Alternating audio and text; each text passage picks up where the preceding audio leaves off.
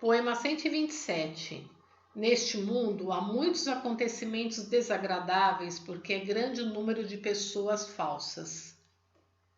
Entre os vários tipos de superstições existe uma pouco notada, que é a superstição da mentira, ou seja, trata-se da superstição que leva a pessoa a pensar que obterá êxito mesmo mentindo.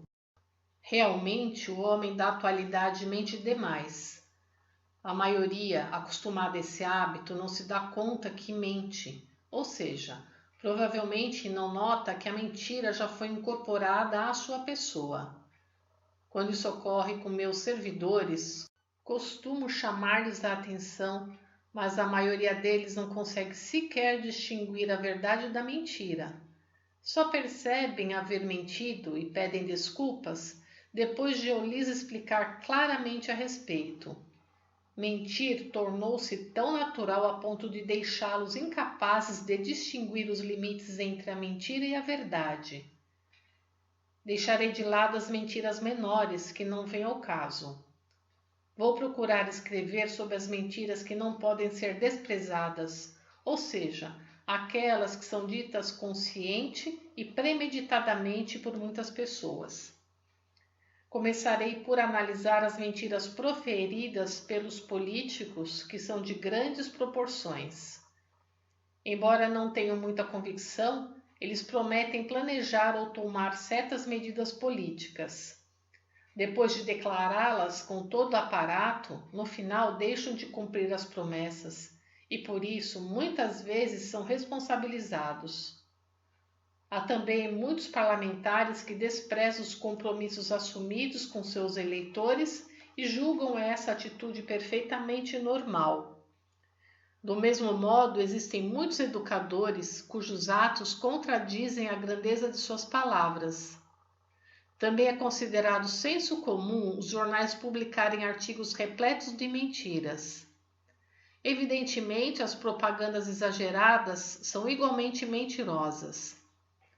No entanto, o que constitui o maior problema são os impostos dos dias atuais. É uma competição de mentiras entre arrecadadores e contribuintes sumamente complicada e desagradável. Há médicos que dão esperanças a pacientes incuráveis.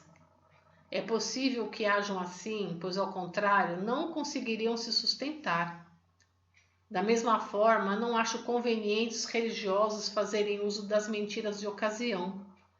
Desde os tempos antigos, multiplicam-se as mentiras pregadas pelos comerciantes ao povo em geral. Embora resumidas, pudemos constatar todas essas variedades. Portanto, é possível até afirmar que o mundo é um mar de mentiras.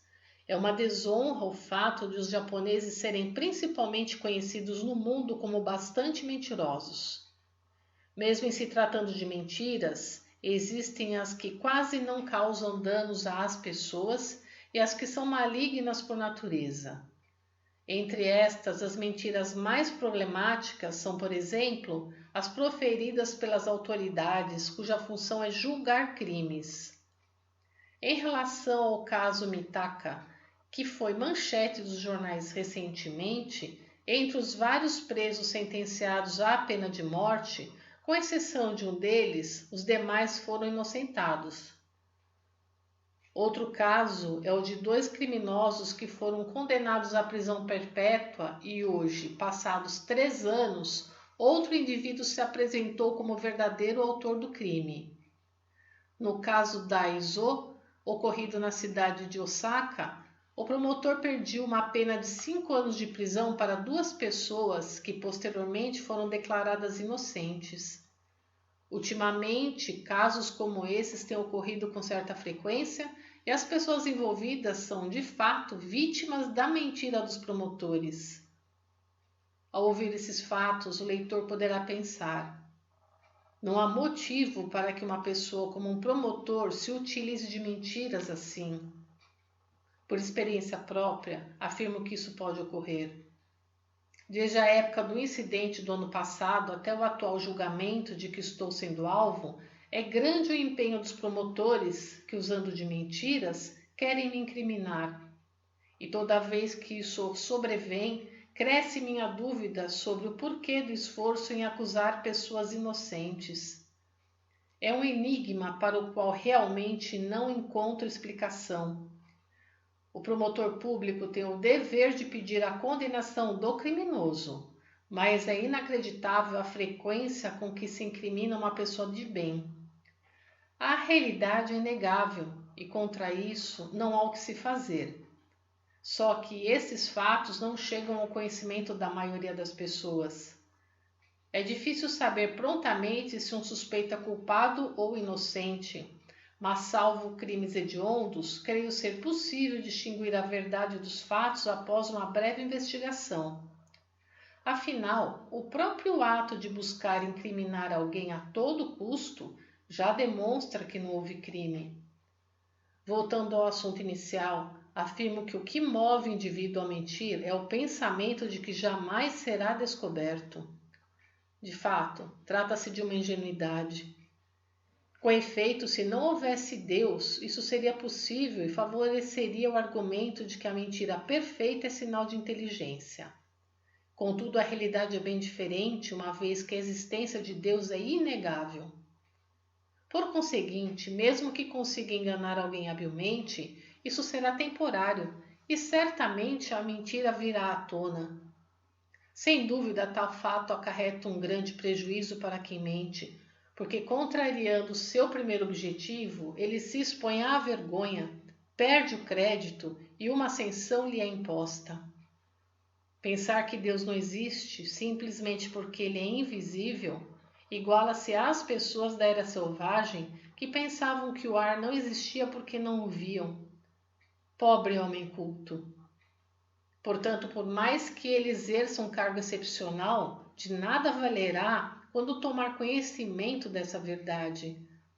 Sobretudo as pessoas que têm o sagrado dever decorrente da profissão de determinar o certo e errado das pessoas, precisam prestar a máxima atenção a esse ponto. Devem saber que, ao mesmo tempo que julgam as pessoas, também são julgadas por Deus. Se não conseguem acreditar em fatos tão evidentes, significa estar completamente dominadas pela superstição das mentiras.